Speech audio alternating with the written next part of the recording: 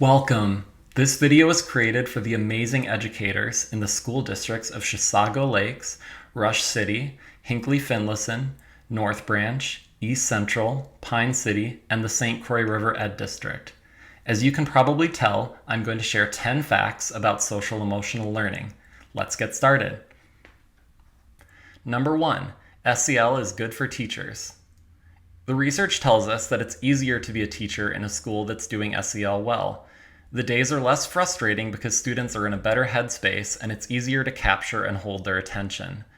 SEL facilitates learning in all other content areas. We all want our students to learn and succeed, and a recent national survey of teachers found that 93% wanted a greater focus on SEL in their schools. Number 2, SEL is good for students. You knew I was going to fill this frame up. Well, SEL helps our students. It's kind of a chicken and an egg deal because that's how teachers and educators get the benefits that I just talked about. When our students are doing well, we do well, and vice versa. I also said that SEL facilitates learning in all areas. A recent landmark study involving 270,000 students found that well-implemented SEL led to an 11% gain on achievement tests. SEL also helps our students feel better about themselves and engage in less disruptive and dangerous behavior. SEL also helps our students in the long run. It keeps paying off. Have you ever heard the phrase, "We're preparing these kids for jobs that don't exist yet"? Well, employers are looking for candidates with transferable skills like teamwork, organization, self-discipline, etc. The technology is going to change, but those skills are always going to be relevant in the job market. Did I mention that SEL just keeps paying off? A recent study looked at the long-term financial impact of SEL programs, some of which we use locally, like Second Step and Responsive Classroom. They found that for every dollar we invest in SEL, we save $11 long-term. Our kids grow into adults that are better prepared to thrive in life. Number 3, Minnesota has SEL standards. In 2018, Minnesota joined other states by adopting SEL standards. This is an invaluable, foundational piece of SEL because we obviously have different expectations for a senior in high school compared to a kindergartner. The first standards area is self-awareness. These skills allow us to recognize our emotions, thoughts, and values, and how they influence our behavior. It means being aware of our strengths, areas for growth, our traits, etc. It also means being aware of our personal rights and responsibilities. The second area is self-management. These skills allow us to manage our emotions and show self-control. It also means being able to set goals, organize our tasks and our time, stay disciplined, and overcome obstacles. Third, we have social awareness. These skills allow us to take others' perspectives and show empathy, including to individuals from diverse backgrounds and cultures. It means understanding appropriate social behavior and knowing who we can turn to when we need help with different kinds of problems.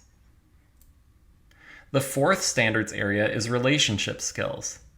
These skills allow us to build strong friendships, cooperate with teams, resist negative peer pressure, accept feedback, manage conflict, and much more. Finally, we have responsible decision-making. This means being able to weigh pros and cons, consider the well-being of ourselves and others, form a realistic understanding of consequences, and make a constructive choice. Number 4, PBIS is part of SEL. Locally, the majority of our schools have been implementing PBIS for at least half a decade. There are a lot of different practices that fall under that PBIS umbrella, but one of, if not the most important things PBIS accomplishes is making it possible to clearly communicate consistent behavior expectations to our kids. The traditional model is reviewing the Student Code of Conduct, a document that's difficult for kids to wrap their heads around and internalize, and then having different rules in each classroom. With PBIS, we pick 3 to 5 categories for our behavior expectations, also known as our rules. And we define how those expectations, aka rules, look in each area of the school.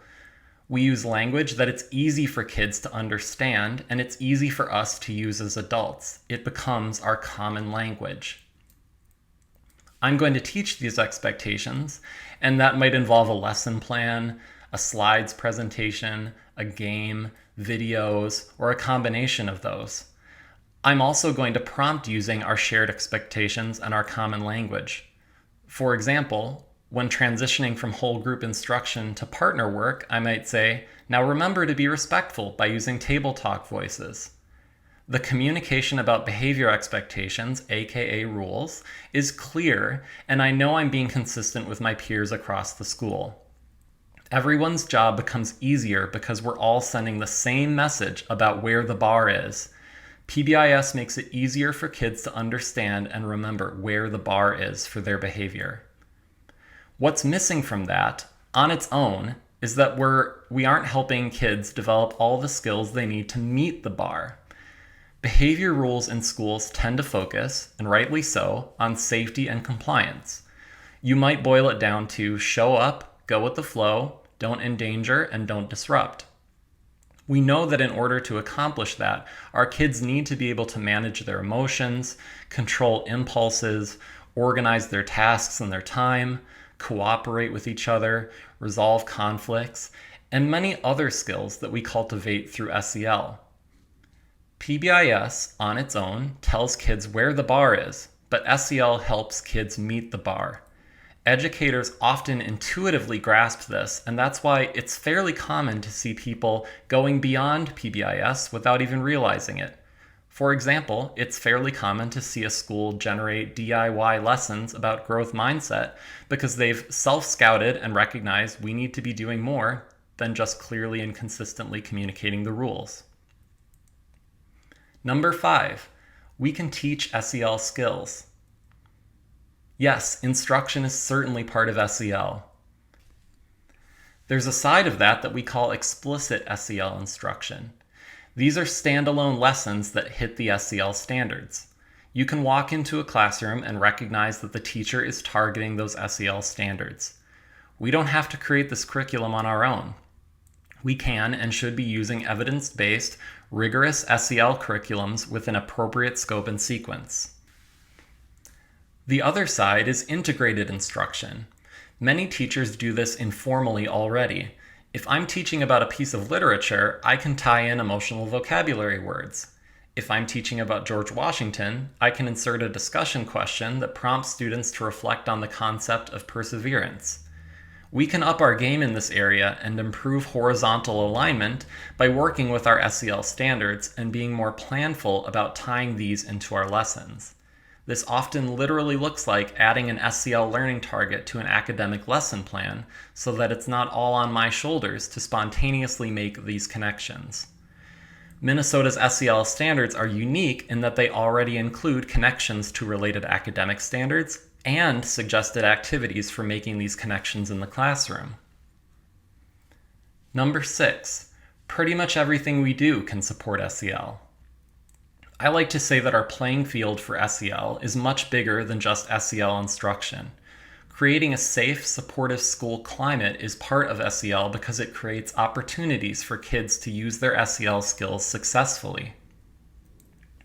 Building connections with our students by learning about their interests, greeting them, etc., part of SEL. Planning engaging discussion opportunities, part of SEL. Embedding opportunities for student voice and choice in our lessons, part of SEL. I covered this a moment ago, but establishing shared behavior expectations and then clearly and consistently communicating about them, SEL. Remember my preventive prompting example. We set our kids up for success by weaving these behavior expectations into our day-to-day routines. When our students meet our behavior expectations and use their SEL skills appropriately, it's important to reinforce that. And this could involve a PBIS ticket system, but we should always be providing a high ratio of specific praise. Sarah, your brain was working so hard just now. I could see it. You might have given up, but you kept working at it. I'm so proud of you. When I provide meaningful praise like that, it helps shape my students into the happy, engaged learners that I want them to be. What does the data tell us about our school climate?